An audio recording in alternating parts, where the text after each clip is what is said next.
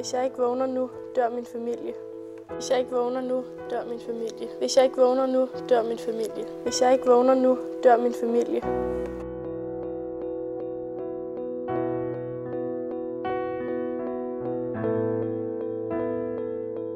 Jeg fik stillet diagnosen for 2 år siden.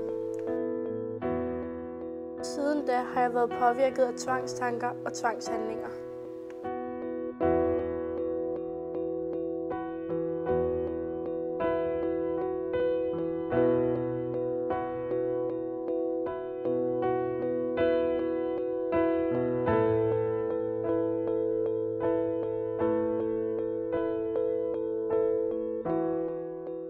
Jeg vasker hænder mindst 10 gange om dagen, så jeg ikke smitter andre med mine bakterier.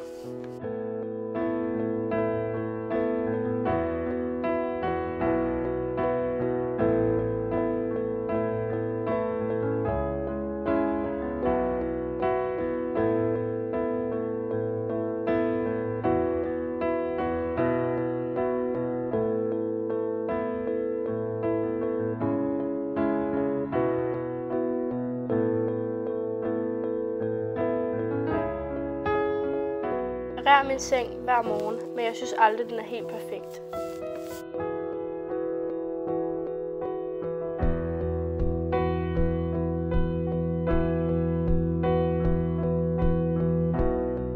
Jeg bliver frustreret, når tingene ikke står, som jeg synes, de skal.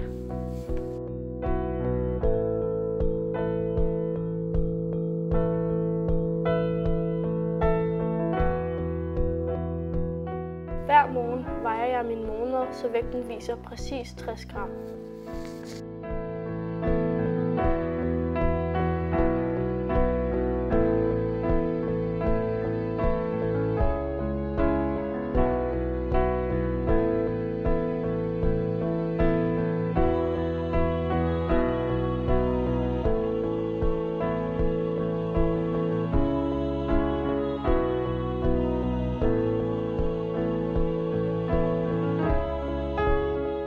Hvis jeg ikke tæller til 10, dør min familie. Hvis jeg ikke tæller til 10, dør min familie. Hvis jeg ikke tæller til 10, dør min familie.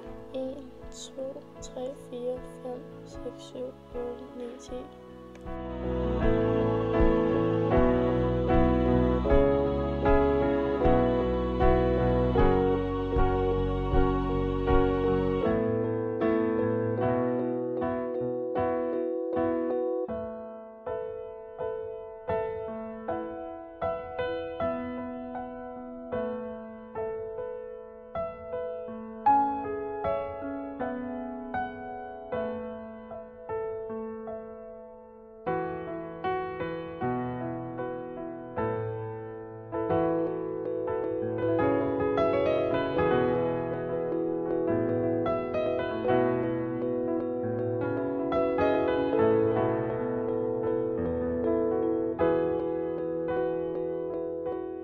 Inden jeg går ud af døren, tjekker jeg, om alle vinduer og døre er lukkede.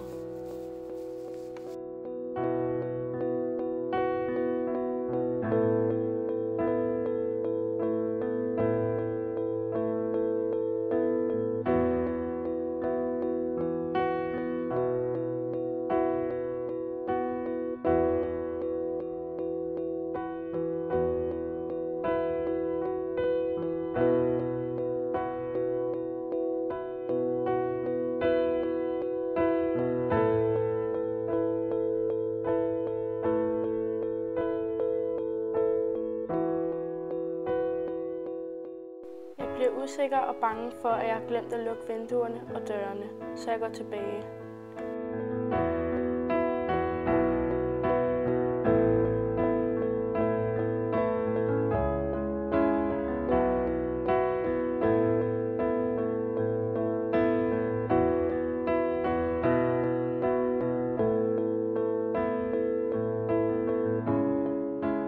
Jeg glemmer tit, om jeg har låst døren, så jeg går tilbage og tjekker.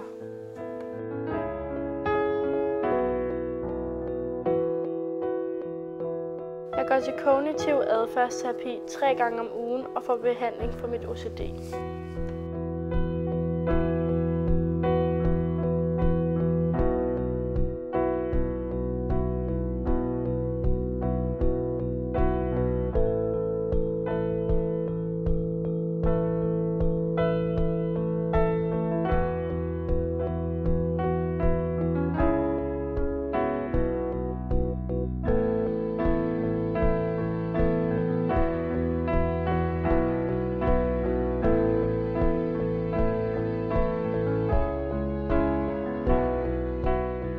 Efter et år med kognitiv adfærdsterapi er mit OCD ikke blevet bedre, så nu får jeg medicinsk behandling.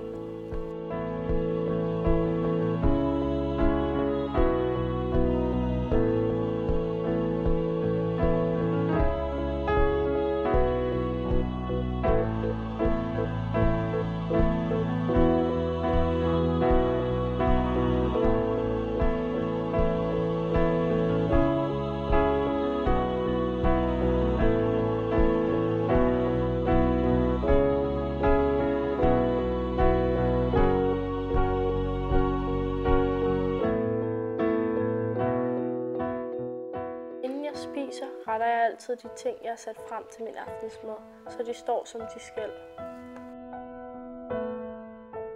Det er rutine for mig at berøre tingene, inden jeg spiser.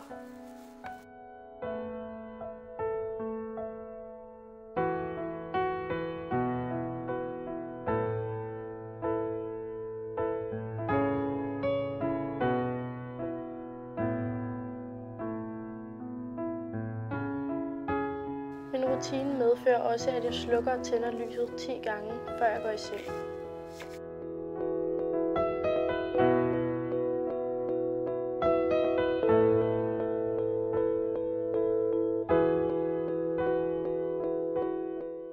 Hvis jeg ikke tæller til 10, dør min familie. Hvis jeg ikke tæller til 10, dør min familie. Hvis jeg ikke tæller til 10, dør min familie. 1, 2, 3, 4, 5, 6, 7, 8, 9, 10. 2, 3, 4, 5, 6, 7, 8, 9, 10.